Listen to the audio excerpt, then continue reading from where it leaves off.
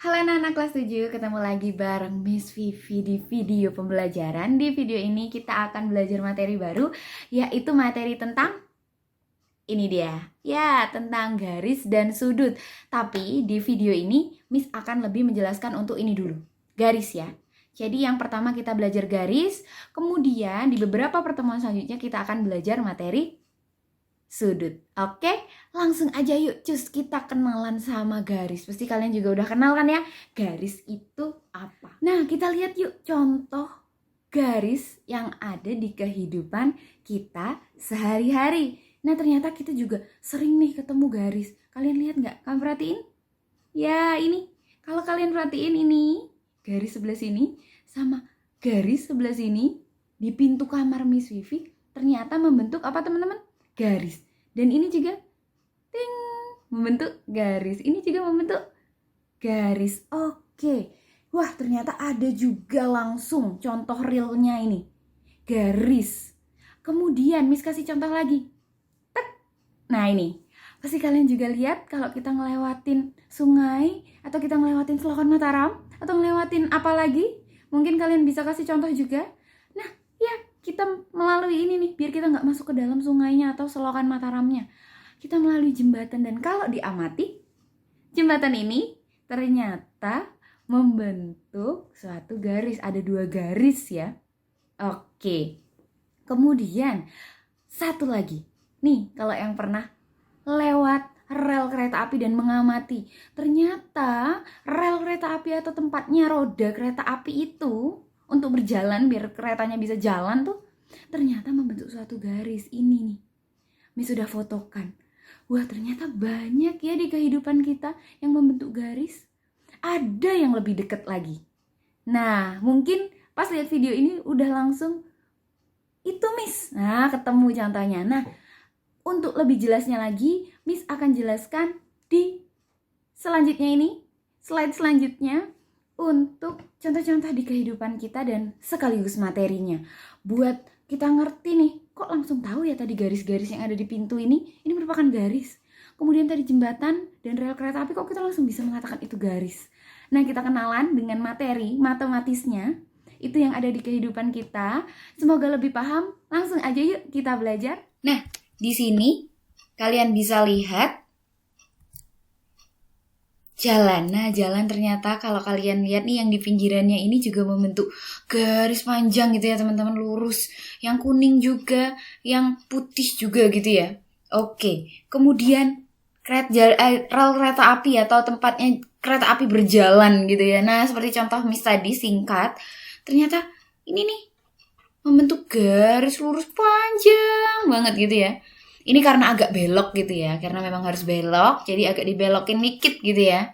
Nah, ini juga kan garis panjang gitu ya teman-teman ya, di kedua sisi, roda sebelah kiri dan roda sebelah kanan gitu ya. Oke, contoh lainnya, jembatan, seperti contoh tadi. Nih, garisnya itu di pinggiran sini. Nah, ternyata membentuk garis lurus sampai di ujung jembatan, dari pangkal jembatan gitu ya. Oke, nah kolam renang. Mananya Miss? Nah, boleh kalian lihat sininya. Tempat perenang itu lihat jalurnya. Oke, nggak boleh kan ya tiba-tiba misal Miss renang di sini, tiba-tiba Miss di sini finishnya. Enggak gitu ya.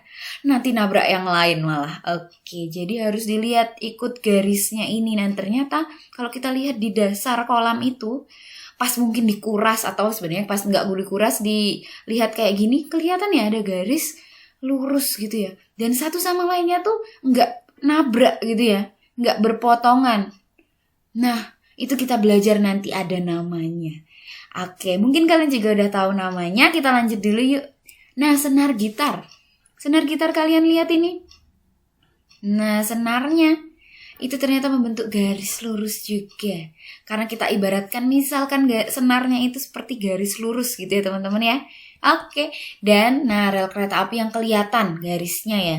Nah, kalau yang ini tadi karena ada yang 2 pasang rel yang agak belok. Yang ini nih contoh, nih lurus gitu ya. Lurus terus, dan kita bisa ibaratkan ini suatu garis yang lurus terus gitu ya teman-teman ya. Oke, yuk kita lihat lagi contoh yang benar-benar deket sama kehidupan kita. Nah, misalkan yang di rumah punya gazebo, tiang-tiangnya ini ternyata kita bisa ibaratkan garis juga nih teman-teman. Garis lurus gitu ya, lurus. Nah, lagi kalian pasti pernah naruh pena kayak gini. Nah, pena dan pensil ini kita ibaratkan juga garis. Nah, kertasnya ini kita ibaratkan bidang. Kemarin kita udah belajar bidang apa namanya? Ya, segi 4 atau bisa kita katakan persegi panjang. Nah, garisnya ada di bidang persegi panjang. Nah, nanti kita akan lihat apa sih kedudukan garis terhadap bidang tersebut. Nah, itu akan ada di materi kita. Biar kita tahu apa sih gitu ya. Oke, satu lagi. Hanger. Nah, kalau kalian lihat. Hanger baju ya, hanger pakaian ya. Nah, ini garis lurus. Ini juga garis lurus.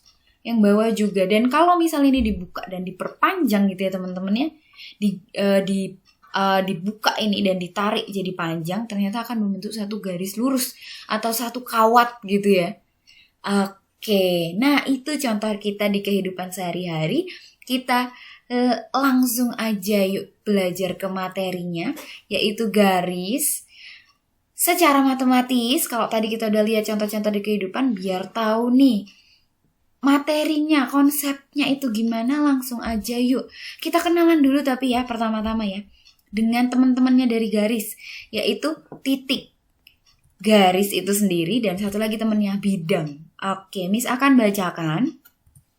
Titik. Titik hanya dapat ditentukan letaknya, tetapi tidak mempunyai panjang dan lebar. Jadi titik itu nggak ada panjangnya, nggak ada lebarnya. Jadi cuma kita bisa tahu letaknya.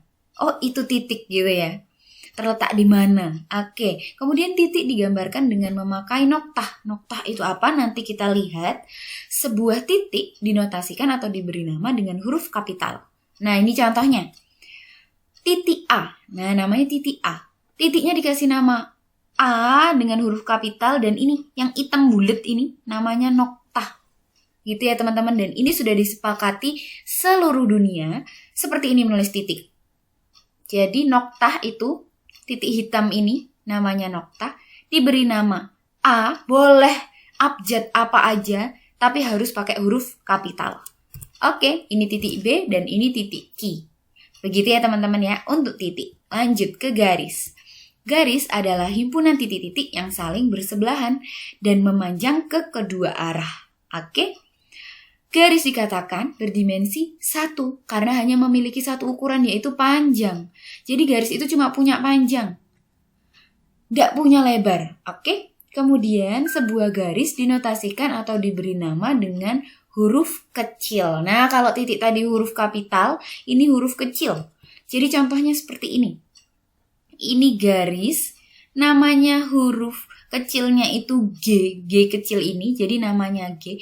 Atau kita bisa juga memberi namanya dengan nama lain, garis RS. Karena ada titik di sini 2, garis titik R dan titik S. Oke, jadi namanya boleh garis G, tapi G-nya harus kecil hurufnya. Kemudian boleh juga dikasih nama garis RS, gitu ya teman-teman ya. Oke, yuk langsung ke bidang. Bidang itu merupakan bangun datar yang tidak mempunyai ketebalan atau sangat tipis. Bidang itu bangun datar yang kayak kemarin kita belajar.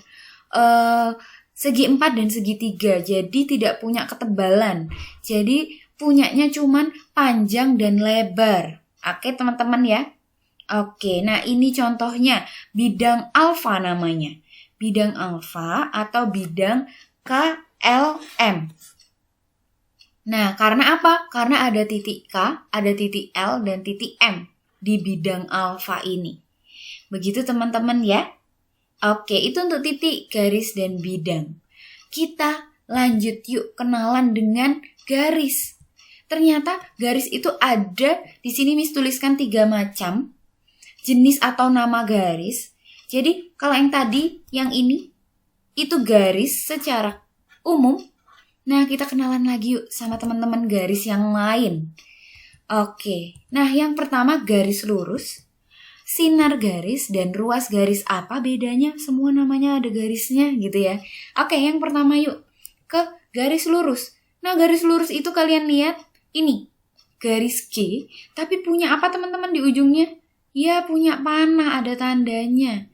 Ada tanda panah. Nah, ini namanya garis lurus. Kita tidak tahu batasnya. Jadi garis lurus yang panjang banget gitu ya. Mis kalau ngomong panjang banget itu pasti panjang banget gitu ya. Yang panjang pokoknya. Dia tidak terbatas panjangnya. Jadi makanya dikasih panah di ujung-ujungnya. Itu namanya garis lurus. Nah, beda lagi sama sinar garis. Apa sinar garis? Oke, sebelum itu kita lihat dulu arti dari garis lurus. Kurva lurus yang tidak berpangkal dan tidak berujung. Jadi nggak ada pangkal, nggak ada ujung. Panjang banget gitu ya. Itu untuk garis lurus. Karena ada ini. Pokoknya panah itu mengartikan dia nggak punya pangkal, nggak punya ujung. Panjang banget gitu ya. Gitu, itu namanya garis lurus. Kemudian ini sinar garis. Beda ya, kalau ini dua-duanya ada panahnya di ujung-ujung garisnya.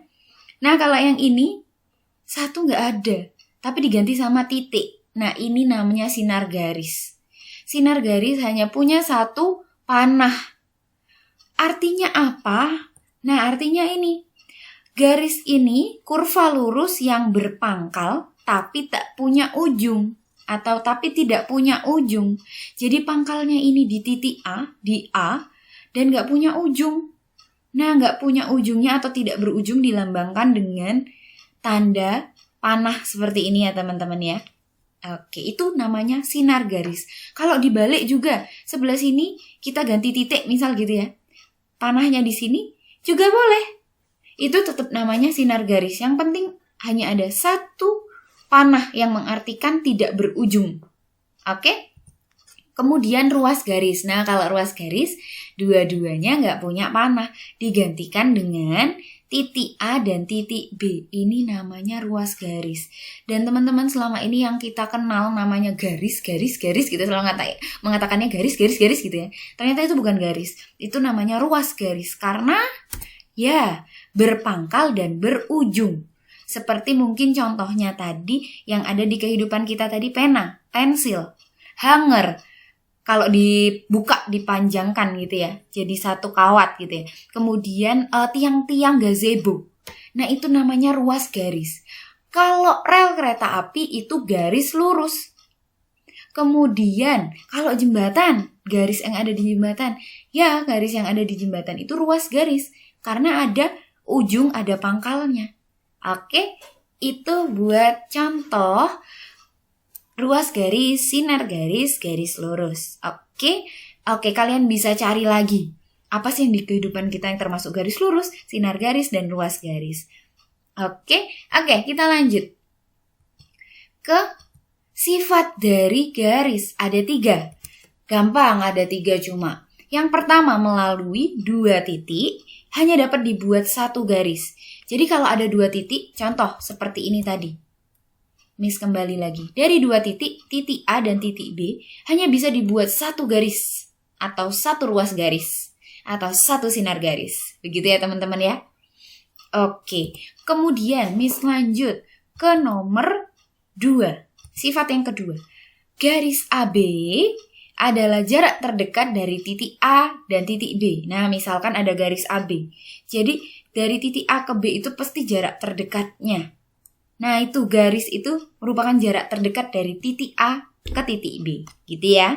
Oke, ke nomor 3, sifat ketiga. Suatu garis dapat diperpanjang secara acak, tak terbatas ke kedua arah.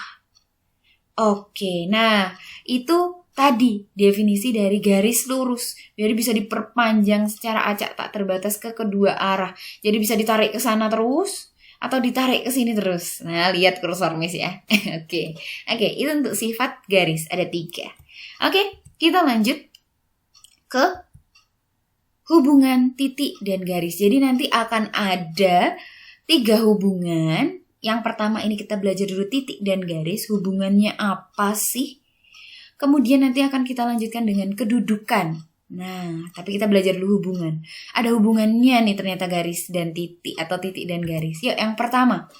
Hubungan titik itu terletak pada garis enggak? Nah, contohnya gini. Titik A ada pada garis G. Karena pas ada di sini. pas di garis G-nya, titik A. Oke, kemudian yang kedua, titik terletak di luar garis. Iya, titik B enggak di garis H. Nah, itu namanya titik terletak di luar garis. Oke, kita lanjut ke hubungan titik dan bidang. Oke, titik terletak pada bidang yang pertama. Nah, sama kayak tadi titik terletak pada garis. Nah, titik terletak pada bidang pun sama. Titik B terletak pada bidang beta. Gitu ya. Oke, karena ada di bidangnya nih. Nah, satunya titik terletak di luar bidang. Ya, di luar bidang. Jadi, titik A ada di luar nih, bidang alfa. Jadi, di luarnya nih. Di luarnya terserah buat di atas ini, buat di sini. Pokoknya bukan di bidang alfa. Nah, itu namanya titik terletak di luar bidang. Itu hubungan titik dan bidang. Lanjut yuk ke hubungan garis dan bidang. Hubungan garis dan bidang ada 3. Yang pertama garis terletak pada bidang. Jadi ada bidang alfa dan ada garis G. Nah, garis G itu ada di bidang alfa. Jadi kayak kalian meletakkan pena kalian di atas kertas. Nah, itu seperti pena kalian garis G, kertas itu bidang alfa. Nah, itu garis terletak pada bidang. Kemudian ada garis tidak pada bidang. Nah, boleh kalian taruh di luar. Jadi kayak pena ditaruh di luarnya. Di luarnya kertas, tidak pada kertasnya. Nah, itu contoh garis tidak pada bidang. Nah, ini juga bisa dikatakan garis sejajar bidang. Begitu ya, teman-teman ya. Oke. Kemudian ada garis menembus atau memotong bidang. Nah, seperti ini. Jadi menembus garisnya itu. Ini gambarnya. Garis menembus bidang atau memotong bidang. Atau biasanya kita sih mengatakannya garis memotong bidang. Oke. Itu hubungan garis dan bidang. Kita lanjut ke titik-titik segaris. Nah, titik-titik segaris itu maksudnya apa? Nah, kita pertama punya garis L dulu. Garis L, ingat garis lurus L, garis ya. Wajar, ujung-ujungnya ada tanda panah karena ini garis. Nah, ternyata ada titik A dan titik B itu ada di garis ini. Jadi segaris titik-titik A dan titik B ini. Ini titik yang segaris dengan bidang. Oke. Kemudian titik-titik sebidang. Nah, titik C dan titik D. Titik C sebidang dengan titik D. Karena pada bidang yang sama. Ada di bidang beta. Oke. Jadi terletak pada bidang yang sama. Oke, itu untuk hubungan titik, bidang, garis, bidang, dan teman-temannya untuk yang titik-titik segaris dan titik-titik sebidang. Oke, kita lanjut ke hubungan dua garis. Oke, hubungan dua garis. Jadi ada dua garis saling sejajar, kemudian dua garis saling berpotongan, dan dua garis saling berhimpit, serta satu lagi, dua garis saling bersilangan. Oke, kita satu-satu mulai dari yang pertama, dua garis saling sejajar. Saling sejajar maksudnya gimana? Nah, dua garis saling sejajar, itu misalkan garis G dan H, itu sejajar. Nah, contohnya tadi misal di rel kereta api, jadi garis sebelah kiri dan kanan, rel sebelah kiri dan kanan itu sejajar, pasti selalu sejajar. Begitu ya teman-teman ya. Oke, kemudian untuk garis saling berpotongan. Nah, garis G dan garis H berpotongan di titik A. Pasti ada satu titik persekutuannya, yaitu titik A. Kalau di sini namanya titik A. Kalau di lain boleh dikasih nama misal titik B, C, D. Pasti akan bertemu, ada satu titik temunya, yaitu titik. Boleh kalian kasih nama A, B, C, D, E tadi.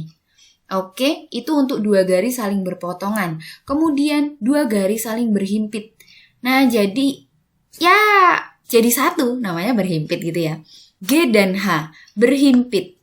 Jadi seperti ini. Oke, kemudian garis saling bersilangan.